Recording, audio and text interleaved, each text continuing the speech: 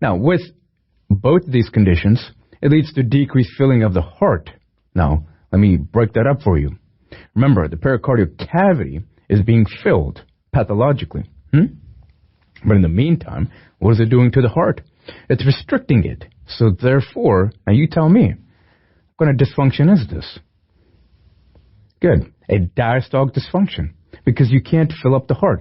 Do you understand that? So you bring in your physiology, you understand the pathology, and ultimately, you'll figure out who your patient is. Now, if the filling is so restricted within the heart, ultimately you're going to result in shock. Now, what is the definition of shock? You've been exposed to numerous types of shocks. Dr. Rogers shock? No, I'm joking. You've been exposed to numerous number of shocks. These include cardiogenic shock. Wow, what happened? Heart stopped. The heart has decreased cardiac output. Maybe it's septic shock, also called neurogenic shock. What happened there? Wow, there was a gram-negative organism, lipopolysaccharide. Maybe it's an E. coli organism from a catheterization, which all of a sudden resulted in a septic shock. And then you have hypovolemic shock, right?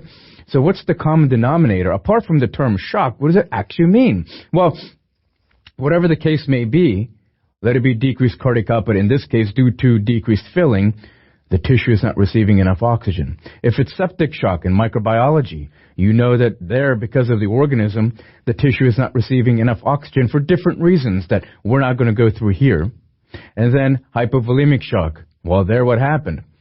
Got into an accident, perhaps there was a laceration. Maybe your patient was working with a heavy machine and got trapped, and then all of a sudden was losing tons of blood. Hypovolemic shock. What's the state of my tissue? It's starving for oxygen. Are you seeing this? So everything that you do in medicine, give it a clinical tag, and you can never go wrong. If you cannot give it a clinical tag initially, I would just let it go. And at some point in time, when you've gotten a firm hold of clinical medicine, then you can go into the itty-bitty details. Now, cardiac tamponade may be caused by a small amount of fluid. That is huge for you to understand. Because up until this point, I've been saying accumulation of fluid. But what exactly does that mean? Accumulation of fluid in a rapid motion or in a rapid manner would then be cardiac tamponade. It doesn't have to be a lot of fluid, but a little bit of fluid accumulating within your pericardial cavity. Oh, my goodness, tamponade. You might be at risk for death. What about slowly?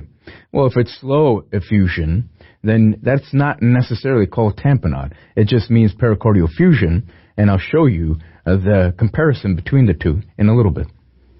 Large amounts may accumulate gradually is the operative term. Do you see that? Gradually. Without causing tamponade. Are you seeing the differences? I've been harping on this a few times. I'm hoping that it's getting reinforced in your head, if not already.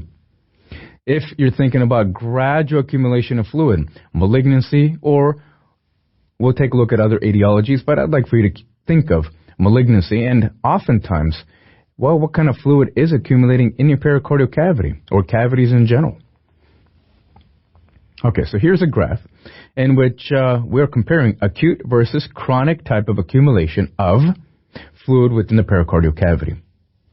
The first one on your left is rapid effusion. So this would be acute, rapid accumulation of how much fluid? Take a look at the x-axis. Remember, I have told you, and you have gotten into the habit of dissecting your graph into an x-axis and a y-axis. The x-axis is horizontal here, and you'll notice that this is volume. The y-axis will be the pressure. Now, your focus here, initially for acute, is going to be, well, how quickly did volume accumulate? In acute, very quickly. Whoa. Now I have reached the limit of pericardial stretch very quickly with how much volume? Not much, but very quickly, huh? And you end up getting into what's known as critical tamponade, in which the patient now is at risk for what kind of dysfunction? Can't fill it up. So therefore there might be shock, decreased cardiac output. Now, granted, there's different ways that you can have decreased cardiac output, huh? This is one of them. What if there's an MI? Well, that's a different reason for cardiogenic shock. If it's myocardial infarction, it's just the fact there's lack of oxygen. There's ischemia to the heart. Dead is the heart. Obviously may result in cardiogenic shock. Let's take a look at this and compare it to our chronic. And chronic, well, here, the critical tamponade region, or area would be one in which it takes more time for the fluid to accumulate in the pericardial cavity. Give yourself an example, such as malignancy. Give yourself an example for cardiac tamponade, such as a ventricular wall rupture. Ventricular wall rupture.